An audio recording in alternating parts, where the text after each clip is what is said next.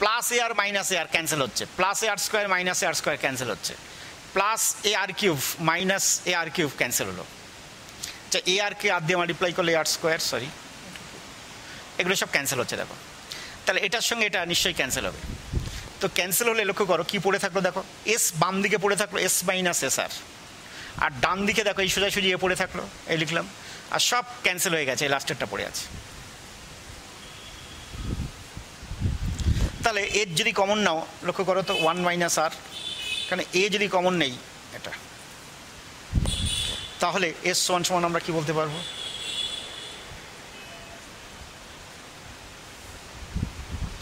a into 1 minus r to the power n by 1 minus আর।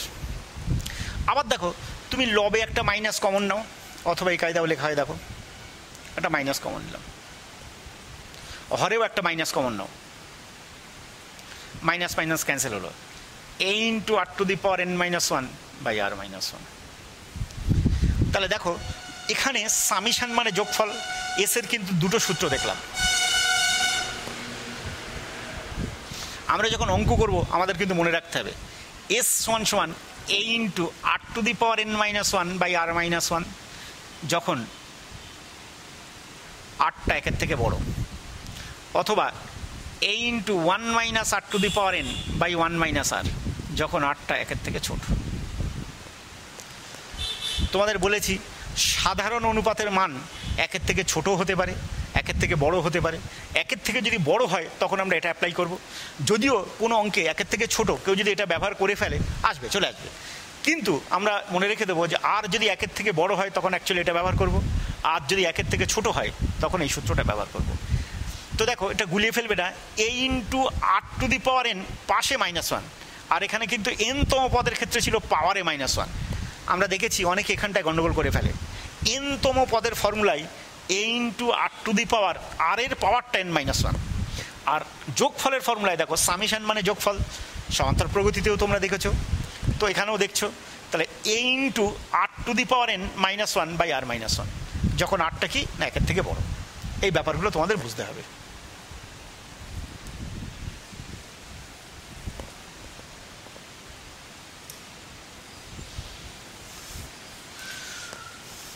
তো এটার আমরা দুটো একটা অ্যাপ্লিকেশান দেখি, অর্থাৎ n-তম পদের ফর্মুলা দেখেছি, আমরা যোগফলের ফর্মুলা দেখেছি। তো দুই একটা অ্যাপ্লিকেশান দেখলেই তোমরা বুঝতে পারবে যে অঙ্ক আমরা কীভাবে করব।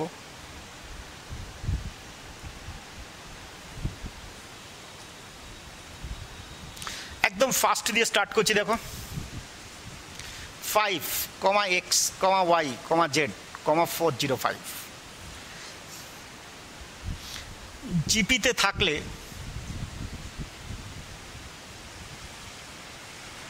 XYZ এর মান বার করো।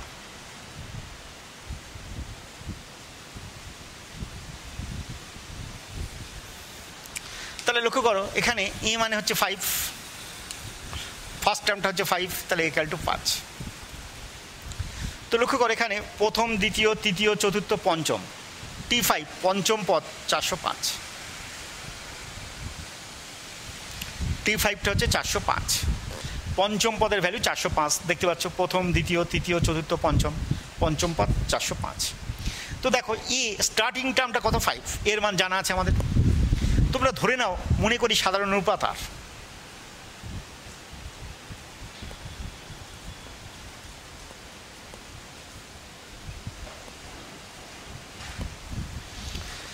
সাধারণ অনুপাতটাকে আর মনে করলাম।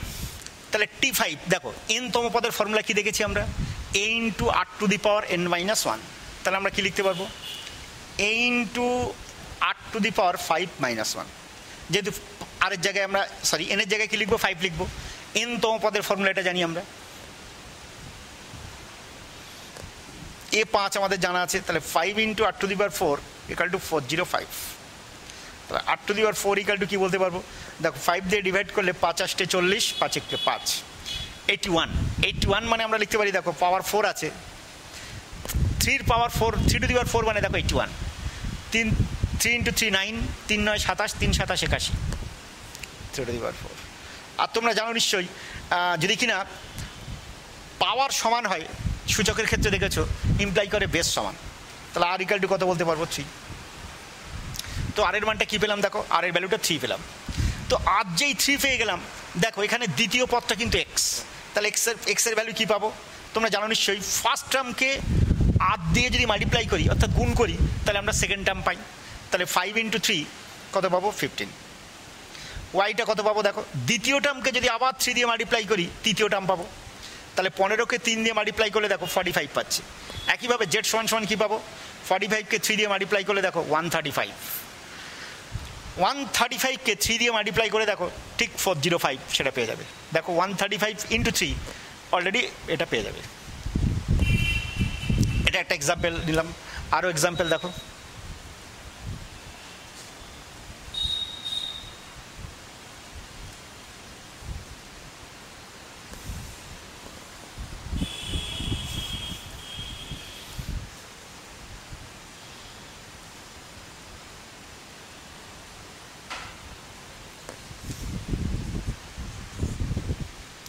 বলছে লক্ষ্য করো একটা গুণোত্তর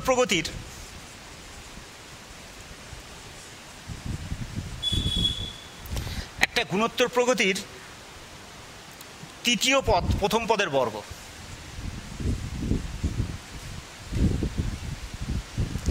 তৃতীয় পদ প্রথম পদের বর্গ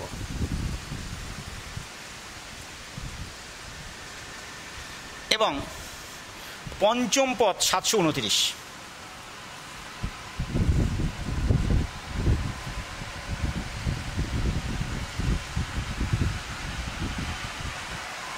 পঞ্চম পদ 729 হলে প্রগতিটি নির্ণয় করো।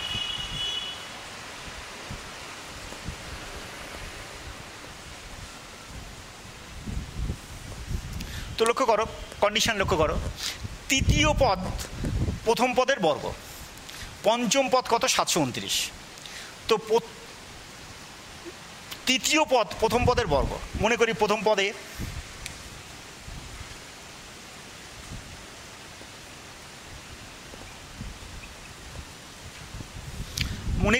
পদে অর্থাৎ তৃতীয় পদ তাহলে কী হবে নিশ্চয়ই জানো, a × r⁻³ - 1, এই যে সূত্র যেটা জানি আমরা, তাহলে ar²। পঞ্চম পদ t5টা দেওয়া আছে কত 729, এই কন্ডিশনটা দেওয়া আছে। আরেকটা কন্ডিশন দেওয়া আছে দেখো, তৃতীয় পদ প্রথম পদের বর্গ এবং তৃতীয় পদ ar²টা লক্ষ্য করো প্রথম পদের বর্গ, তাহলে প্রথম পদ এ যদি হয় তাহলে এর বর্গ কী হবে স্কোয়ার। এটা প্রশ্ন অনুযায়ী বা শর্ত অনুযায়ী লিখবে। t5টা 729 অর্থাৎ পঞ্চম পদ 729, আর তৃতীয় পদটা কী দেখেছি r², সেটা প্রথম পদের বর্গ, তাহলে প্রথম পদ যেহেতু এ ছিল তার বর্গ মানে স্কোয়ার। তাহলে দেখো এই শর্ত থেকে একটা এ ক্যান্সেল করে দিতে পারছি আমরা দেখতে পাচ্ছি, লক্ষ্য করো r² = a, r² তা এর সঙ্গে সমান।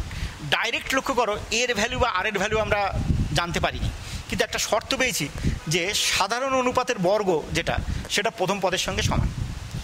এবার দেখো t5 পঞ্চম পদটা দেওয়া আছে কত 729, তো পঞ্চম পদ আমরা কি জানি a × r⁵ সেটা = 729, তাহলে a r⁴ = 729। দেখো a মিনস r², তুমি এর জায়গায় r² বসে দাও, তাহলে r⁶ = 729। দেখো 729 মানে কতর পাওয়ার 6 হলে 729 হবে, সেটা তোমরা ফ্যাক্টর করতে পারো। দেখো ফ্যাক্টর করো,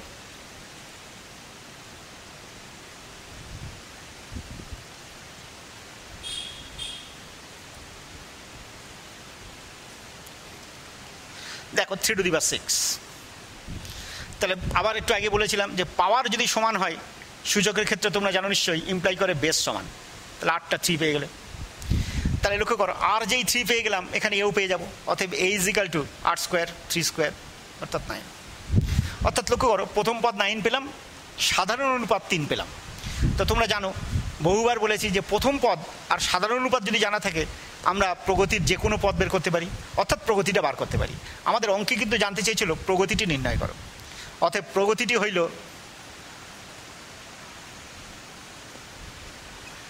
9 ফার্স্ট টার্মকে 3 দিয়ে মাল্টিপ্লাই করলে পরের টার্ম পাবে 27, তাকে 3 দিয়ে মাল্টিপ্লাই করলে পরের টার্ম পাবে, তাকে 3 দিয়ে মাল্টিপ্লাই করলে পরের টার্ম পাবে, দুটো তিনটে মোটামুটি 3টে লিখে ডট ডট দিয়ে দেবে। তাহলে এইভাবে আমরা টার্মগুলো সব পেয়ে যাব। তাহলে নিশ্চয়ই তোমরা বুঝতে পেরেছো যে প্রথম পদ আর সাধারণ পদ যদি জানা থাকে কীভাবে আমরা প্রগতিটা বের করে নিই। তো দেখো তোমরা সমান্তর প্রগতি পড়েছো, সমান্তর প্রগতির সঙ্গে প্রচুর মিল আছে, শুধু বেসিক কনসেপ্ট কোন জায়গায় কী পার্থক্য সেটা একটু দেখে নেবে।